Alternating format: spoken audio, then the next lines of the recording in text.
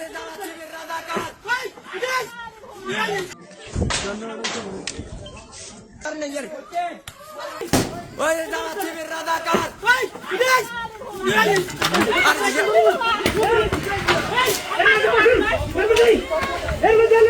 भाई हमने मियाँ किया कर फात्ता मार भी तो कर अरे ये हरन ना मियाँ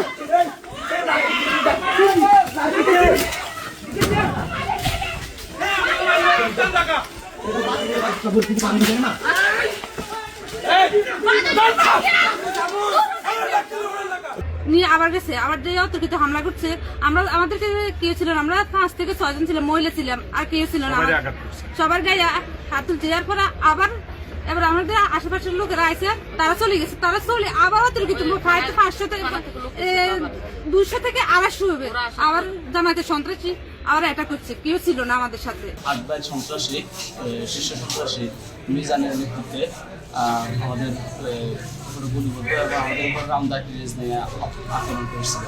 এই আক্রমণ আমি সহ আমাদের উপজেলা ইউনিয়ন জামাতের সহকারী সেক্রেটারি কাজী ইউনিয়ন জামাতের নেতা তাদের রাসেল সহ আমাদের 6-7 জন দায়িত্বশীল ভাইরা গুলিবদ্ধ হয়েছেন এবং আমাদের কয়েকজন ভাই গুরুতর আহত হয়। তাদেরকে মেডিকেলে ভর্তি করা হয়েছে। আমার আজকে যে হামলার উপরে আমরা বিএনপি যে একটা জন হামলা করছেন, আগামী 12 ফেব্রুয়ারি যে নির্বাচন, এই নির্বাচনে যে বিএনপি একটা জন আমাদের উপর হামলা করছেন, এই প্রতি বছর আমরা 12 তারিখ ব্যালট বিপ্লবের মধ্যে বলবো ইনশাআল্লাহ।